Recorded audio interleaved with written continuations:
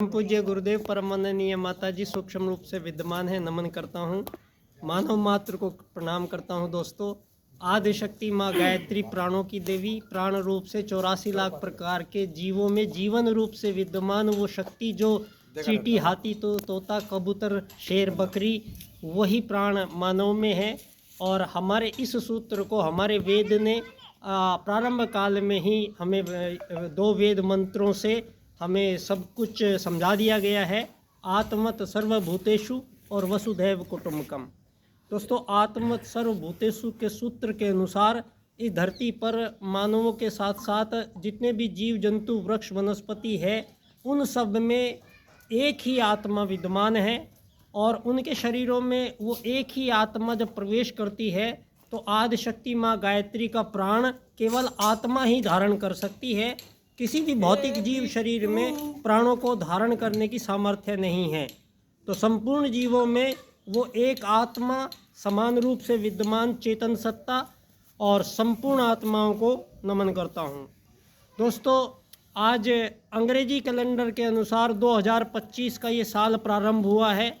और सबसे पहले मैं सारे विश्व के संपूर्ण 7.5 अरब मानवों को आज के दिन शुभकामनाएं इस बात की दूंगा कि सारी धरती से जो जितनी चुनौतियां मानवों के द्वारा पैदा की गई, मानवों के लिए समस्याएं पैदा की गई हैं, आज हम इस समय पर उन 2500 वर्षों की सारी समस्याओं का समाधान यहाँ पर प्रस्तुत किया जा चुका है। और उन्हीं दिव्य तेज 2 देव आत्माएं इस धरा पर एक साथ आगरा क्षेत्र में ही आई हैं। परम पूज्य गुरुदेव, जिन्होंने युग परिवर्तन के उद्घोष के साथ जलती हुई मशाल के हाथ में लेकर और अखंड दीपक को साक्षी बनाते हुए संपूर्ण मानव जाति को सतयुग की वापसी के रूप में परम पूज्य गुरुदेव इस 2025, 26, 27 इन 2-3 सालों के अंदर सारे संसार के संपूर्ण मानवों की जितनी भी समस्याएं 2500 साल में आई है, उन सभी समस्याओं का संपूर्ण निराकरण परम पूज्य गुरुदेव ने युग निर्माण योजना के माध्यम से प्रस्तुत कर दिया है। एक बहुत बड़ा काम हुआ है। दोस्तों, आज सारी दुनिया में सारी 7.5 अरब लोग जो प्रभावित हैं, सबसे ज़्यादा प्रभावित हैं राजनीति के कारण। क्योंकि पिछले 2500 वर्षों में जो सनातन राजनीति थी उसको परिवर्तित किया गया है और मानव की पहचान से लेके मानव के उद्देश्यों तक बदल दिया गया है। आज मानव को एक शरीर मानकर और शरीरधारी, शरीर के लिए आनंद और शरीर की समस्याओं को सॉल्यूशन करने के लिए मानव को एक शरीर मानकर आज राजनीति तय की गई है। और मूल रूप से मानव शरीर है नहीं, मानव एक आत्मा है।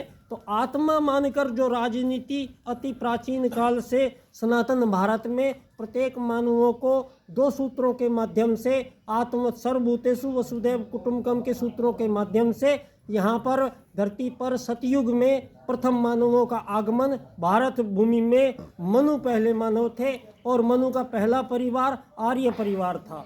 वो आर्य परिवार सारे संसार में आज जितने भी पूर्व, पश्चिम, उत्तर, दक्षिण, काले, गोरे, ये विकसित, अति विकसित, अल्प विकसित, ये हिंदू, मुस्लिम, सिख, ईसाई, पारसी, जैन, ये जितने भी लोगों में बंटवारे करके आज सारी दुनिया में युद्ध, शोषण, वध, हत्याओं का जो लंबा सिलसिला चल रहा है, इन सभी का समापन करने का एक बहुत बड़ा कार्य परम पूज्य गुरुदेव के प्रथम शिष्य पंडित दीनदयाल उपाध्याय जी, जिन्होंने विश्व राजनीति को, राजनीति के वो महापंडित जन्मे जिन्होंने इस विश्व को एक नई राजनीति का वाद प्रस्तुत किया है, एकात्म मानववाद। दोस्तों, मैं एकात्म मानववाद और अर्थायाम दीनदयाल जी कहते हैं धन की कमी किसी को होनी नहीं चाहिए, धन की अधिकता किसी को होनी नहीं